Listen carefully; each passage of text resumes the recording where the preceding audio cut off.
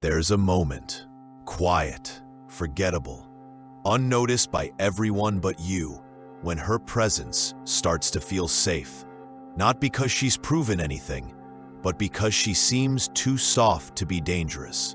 And that moment is where most men begin to lose themselves. You tell yourself she's not like the others. She doesn't argue. She listens. She doesn't demand attention. She makes you feel important just by being near.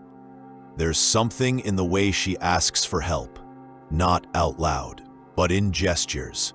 Something that makes you want to protect her, guide her, offer more than she asked for. You feel like a man again, not because she gave you strength, but because her silence made space for it. But silence can mislead, and softness can be a strategy. Confucius warned that the world falls out of order, not when people act with violence, but when they act without clarity. When a person shows one face and lives another, they generate confusion, and confusion, he taught, is the seed of disorder. You don't question the innocent woman because you don't expect the innocent woman to have motives. You assume her gentleness is truth. But what if it's performance? What if it isn't kindness that holds her back, but calculation? You never hear her lie. You never catch her forcing. But you notice how you're always the one leaning forward. You bring, you fix, you adapt, and she stays still, quietly shaping the situation without ever stating what she wants. This doesn't look like control. It looks like helplessness. And that's what makes it so effective. Confucius believed in aligning appearance with essence. A person should act in a way that reflects their nature, not in a way that manipulates how they're seen. When a woman exaggerates her softness to avoid responsibility, you aren't dealing with virtue. You're dealing with illusion. You won't notice right away. You'll think she's reserved. You'll call it grace. But over time, you'll stop seeing her altogether. You'll only see the version of her you've constructed. That's the danger. You'll spend your energy protecting someone who never showed you who she was. And when it breaks, you'll blame yourself for not doing more. But the truth is simpler. You followed the image. You ignored the silence. Confucius didn't fear loud voices. He feared quiet misalignment. When action and intent part ways, truth disappears. And in the absence of truth, even innocence becomes a mask, sometimes a dangerous one. There's a kind of woman who doesn't speak too much, doesn't challenge too quickly, and doesn't take obvious control. And yet, without ever raising her voice, she shifts the entire direction of a man's behavior, not through honesty or authority, but through the quiet power of appearing too good to question. You notice it in the way she deflects blame with a smile. You sense it when she avoids confrontation with silence that feels polite instead of evasive. There's no hostility, just softness. But that softness becomes a shield, a cloak, a barrier between what she presents and what she truly intends. And for the man watching, it becomes harder and harder to separate her behavior from her character. Confucius taught that virtue is revealed in what a person does, not how they appear. He believed that speech, posture, and outward calm meant nothing if they didn't align with moral substance. But in today's world, image carries more weight than essence. A woman who appears harmless is assumed to be kind. A woman who appears respectful is assumed to be loyal. And that assumption makes men vulnerable. The woman who acts too innocent often learns that restraint has power. She doesn't need to assert control when men offer it freely. She doesn't need to demand resources when they're already being provided. Her performance does the work for her. It invites projection, triggers instinct, and most importantly, protects her from scrutiny. This is not deception in the obvious sense. It's not a scam or a con. It's social intuition applied with precision. Many women learn early that direct control provokes resistance, but subtle influence invites compliance. So she doesn't push, she withdraws. She doesn't argue, she sighs. And a man, trained to believe that innocence means goodness, interprets that as vulnerability. He responds by trying harder. Confucius would not call this evil.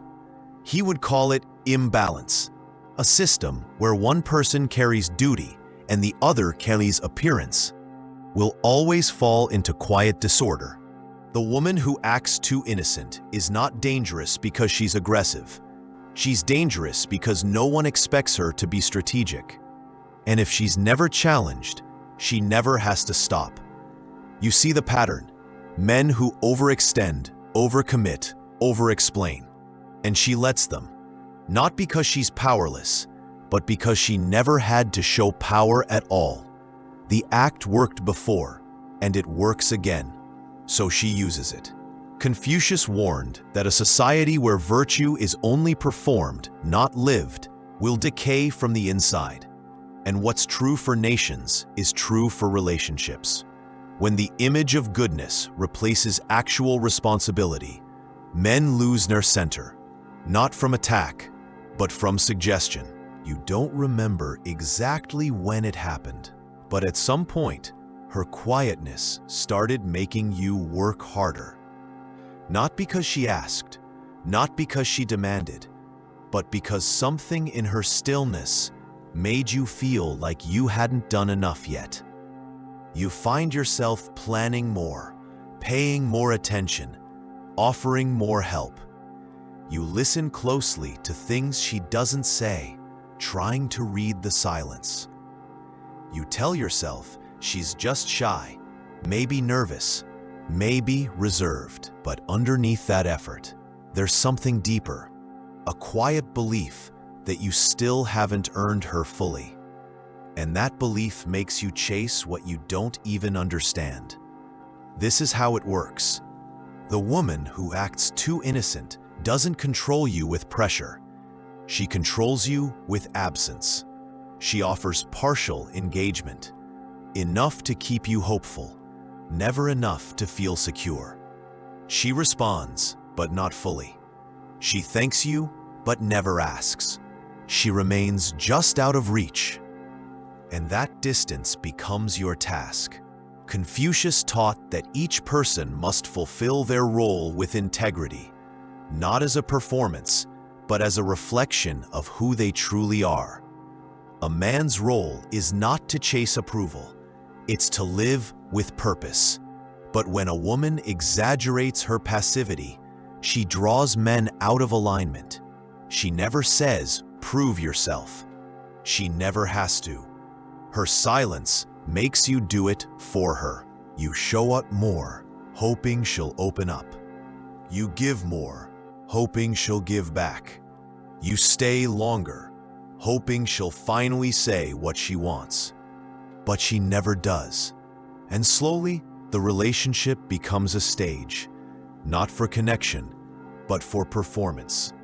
This is not vulnerability, it's strategy. Because the more you do, the more she can withdraw. The more effort you show, the more she can remain undefined. You become the one filling in the space she leaves empty, with attention, with service, with emotional labor. Confucius warned that imbalance is a kind of dishonesty. When one person takes on both action and responsibility, while the other remains quiet and untouched, the structure weakens. Harmony can't exist when roles are unclear. And the woman who acts too innocent often avoids clarity. She benefits from ambiguity. She thrives in uncertainty. She lets you build the relationship, so she never has to take ownership of it. You think she's choosing you for who you are, but in truth, she's observing, watching what you'll offer without being asked, watching what you'll become to earn something she never promised. And if you stop performing, she disappears, not in anger, but in indifference. Confucius didn't warn against love. He warned against illusions. And the illusion of innocence becomes most dangerous when it invites you to lose yourself, while she never had to reveal herself at all. When a woman raises her voice, questions your behavior, or challenges your decisions, you know where you stand. But when her actions stay wrapped in courtesy, and her silences feel polite, and her refusals sound like apologies, you're no longer in a disagreement. You're in something far more difficult to confront. The woman who acts too innocent rarely breaks rules. She bends them, softly, indirectly, often without speaking. If you upset her, she doesn't argue, she withdraws. If she wants something, she won't ask. She'll wait until you offer. If she disagrees, she won't say so. She'll let you carry the consequences and watch quietly from a distance. This isn't the behavior of someone lost or confused. It's the behavior of someone skilled at making others move while she stays still. Confucius taught that harmony comes from alignment, that truth and behavior must reflect each other. He believed disorder begins when people perform instead of participate. And the woman who hides her influence behind politeness is not building harmony. She's building control without visibility. It's hard to see because it doesn't look like power. It looks like restraint. But power that hides behind restraint doesn't disappear. It becomes harder to name. You sense something's wrong, but you can't explain it. You start feeling tired, uncertain, off balance. You think the problem is you. And that's the point. You are carrying both your role and hers, effort, decision-making, direction, while she protects an image of emotional neutrality. And you won't challenge it, because challenging innocence makes you look cruel. This is how manipulation works when it wears a soft face. It doesn't force you. It makes you second-guess yourself. It lets you lead, but only within boundaries you didn't agree to. And when something breaks, the blame never reaches her, because her image still suggests that she couldn't possibly be at fault. Confucius would call this a moral failure, hidden behind manners. In his view, appearances were only valuable if they reflected inner substance. When someone used courtesy as a shield to avoid responsibility, they didn't create peace. They created quiet damage. And the longer it continues, the harder it becomes to confront. You'll hesitate. You'll fear sounding paranoid. You'll wonder if you're imagining things. And during all of that, she remains untouched, never saying too much, never doing too little, never stepping forward enough to be held accountable. You can't fight what doesn't reveal itself, and she knows that. So she remains soft, innocent, removed, while you carry the emotional weight for two. Confucius warned that disorder begins in the home, when clarity gives way to performance, and in any bond where truth is masked by appearance, even affection becomes a transaction, one you'll always pay for, but never fully understand. You notice it later than you should, not when she smiles at your effort, but when she quietly punishes your honesty, not when she asks for help, but when she expects it without saying a word, and not when she listens, but when she stays silent in all the moments that actually matter. At first, it feels like grace. She doesn't complain. She doesn't rush. She doesn't demand. You interpret that as peace. But watch closely. When there's a conflict, she disappears. When you ask direct questions, she gives vague answers. When things go wrong, her expression changes, but her words stay kind. This isn't kindness. This is evasion. And the longer you ignore it, the more you lose track of what's real. Confucius believed that the wise man sees what is, not what he hopes to see. He trained his students to observe beyond the surface, because a society built on illusion will collapse. The same applies to relationships. A man who can't name the false softness in front of him becomes part of the problem. Because once you accept illusion as truth, your actions begin to serve it. And over time, you don't just protect the act, you participate in it. You begin adjusting your behavior to preserve her comfort. You stop raising issues that might upset her. You avoid questions that might reveal something you don't want to know. You praise her for qualities she's never shown. And slowly, you stop thinking clearly. You second-guess your instincts. You apologize more, even when nothing's wrong. You give more, even when it's not returned. You try to earn something that was never offered in the first place. There are signs, always, but you only see them when you stop projecting. She doesn't take initiative, but she expects outcomes. She avoids ownership, but quietly influences decisions. She rarely disagrees, but her behavior changes when things don't go her way. Her energy isn't calming, it's draining. You leave conversations unclear, unsure, sometimes ashamed, and you don't know why. That's not affection, that's entanglement. Confucius taught that a man must align himself with reality, even when it's uncomfortable, especially when it's uncomfortable. To follow truth is not to reject kindness, it's to test it, to see whether what looks good actually is good. A woman who acts too innocent will often resist that test. She'll avoid transparency. She'll offer softness but reject reflection. And if you can't name it, you can't respond to it. The danger isn't that she will hurt you directly. The danger is that you'll change yourself in her presence. Not from love, but from confusion. And by the time you recognize the pattern, you've already compromised what makes you whole. Confucius didn't speak in warnings because he feared people. He spoke in warnings because he understood them. And the man who ignores quiet manipulation is no less lost than the one who runs toward chaos. There comes a point where you've done everything right, where you've shown patience, given support, and offered honesty. But none of it leads to clarity, and instead of answers, all you receive is silence. And in that silence, you realize you're not in a relationship. You're trapped in an image you were never meant to fit. It doesn't fall apart loudly, it fades. You pull back just a little, and she doesn't ask why. You stop giving as much, and she doesn't notice. You try to talk, but she doesn't meet you there. And that's when the illusion breaks, not because something explodes, but because you finally stop pretending it's real. This is where Confucius becomes necessary.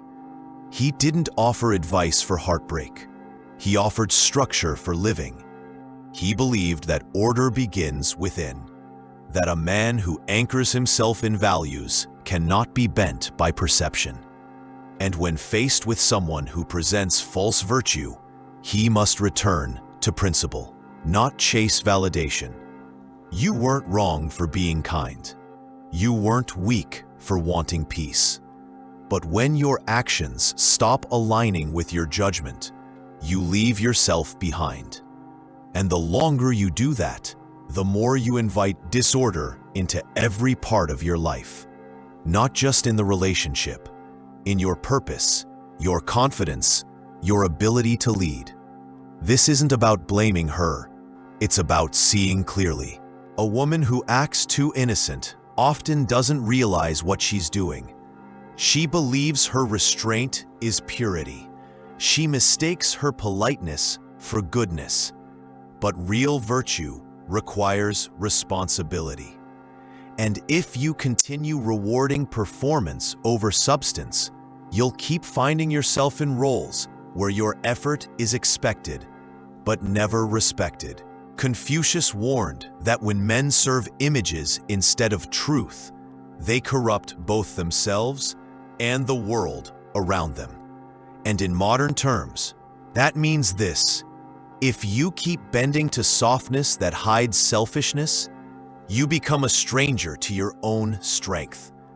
So stop proving, stop chasing, stop explaining, observe, speak plainly, and walk away when clarity disappears. That isn't cruelty, that's alignment. You are not required to protect someone from the consequences of being unreadable. You are not responsible for translating silence into meaning. You are not weak for stepping back when the ground beneath you won't hold your weight. Confucius didn't teach men to become hard. He taught them to become stable, to walk with structure, even when others rely on appearance, to know that harmony doesn't come from avoiding tension, it comes from facing it with truth. And if that truth makes someone leave, let them. Because a woman who wants to be seen will never force you to imagine who she is. She'll show you, and when she does, you won't have to chase, guess, or perform. You'll just have to meet her there, as a man who sees clearly, stands fully, and no longer serves illusion. If this reached you, let it keep moving. Share it with someone who's still searching, not to convince them, just to remind them they're not alone. And if you find truth here, come back when you need it. No masks, no noise, just clarity.